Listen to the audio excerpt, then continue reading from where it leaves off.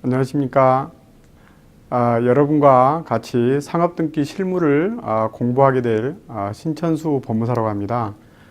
저희가 상업등기가 무엇인지, 또 상업등기는 어떻게 진행하는 것인지 이와 같은 내용들에 대해서 살펴볼 수 있도록 하겠습니다. 저희가 보통 상업등기라고 하면 등기만 마무리하면 되는 등기 정도로 치부하는 것이 기존의 실무상에 있었던 저희들의 어떤 모습이 아니었는가 생각이 듭니다. 왜냐하면 부동산 등기와는 달리 권리자와 의무자가 별도로 존재하지 않고 보통 신청인만 존재했기 때문에 상업등기는 굉장히 쉬운 등기다 이렇게 이해하기 쉬운데, 실제 실무에 있어서 상업등기는 부동산 등기보다 훨씬 더 복잡한 절차를 가지고 있습니다. 그 복잡한 절차라고 하는 것은 실제로 등기가 이루어지기 전에 회사에서 요구하는 사항, 또 등기 이후에 또 회사에 고지하거나 또는 사후 관리가 필요한 사항들은 부동산 등기보다 훨씬 더 복잡하고 많은 지식이 요구되는 사항들입니다. 그러나 지금까지 보통 이와 같은 상업등기를 단순히 도장을 찍어서 공증을 하고 등기를 신청하고 등기가 끝나게 되면 회사에 서류를 반환하고 비용을 청구하고 이런 것들이 전부였지만, 실제로 요즘에 여러분들이 등기를 하시다 보시면 실제로 이 상업등기가 얼마나 어려운지를 알 수 있습니다. 많은 시간이 소요되고 많은 정성이 필요한 것이죠. 그래서 저희가 이번 상업등기 실무를 공부할 때는 상업등기, 그 등기가 어떤 원인에 의해서 등기가 되는 것인지, 즉 이 등기 시 등기 원인에 대해서 조금 더 깊이 살펴볼 수 있도록 하겠습니다. 이와 같은 등기 원인들을 깊이 이해하지 못하게 되면 우리가 신청서를 작성하는 내용 또는 받아야 되는 등기 서류의 내용에 대해서 정확히 이해를 하지 못하고 저희들의 실력이 늘어날 수가 없기 때문에 이 등기 원인에 대한 이해는 모든 과정에서 충분히 여러분께 설명을 드리고자 합니다. 두 번째는 등기 서류 작성 시의 주의사항인데, 특히 이 고지사항입니다.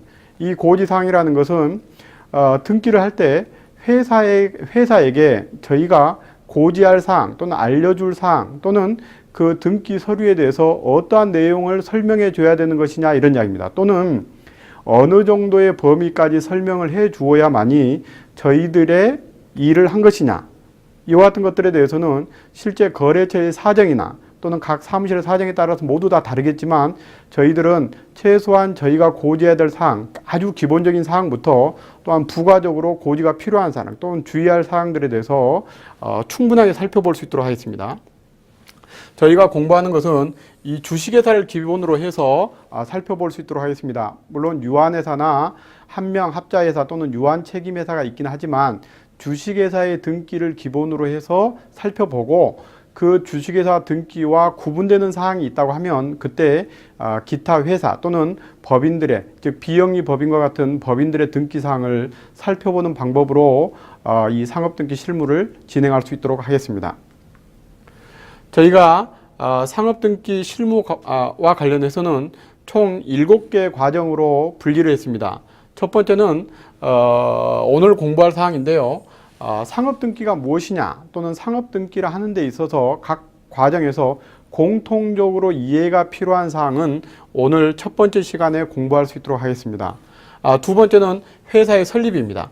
가장 기본적인 등기 형태고 또 여러분들이 가장 쉽다라고 보는 등기라고 할 수 있습니다. 그러나 이와 같은 회사의 설립은 뒤에 나와 있는 모든 등기 과정에서 공통된 개념 또는 공통된 절차를 가지고 있기 때문에 이 설립의 절차는 실무에서는 쉽다 할지라도 저희들은 주의 있게 살펴보려고 합니다. 세 번째는 법인의 변경 등기입니다. 이것은 일단 설립된 회사가 변경이 되는 경우, 즉 등기사항의 변경이 되는 경우에는 어떤 것들이 있으며 그 절차와 그 원인 또는 그 필요 서류는 어떻게 작성하고 회사에 고지하게 되는 것인지에 대해서 설명드리려고 합니다. 이 자본에 관한 등기는 실무상 주식에 관한 등기 또는 증자에 관한 등기라고 보통 이해하고 있는 등기를 말하는 겁니다. 이것은 법인의 변경 등기 중에 하나이기는 하지만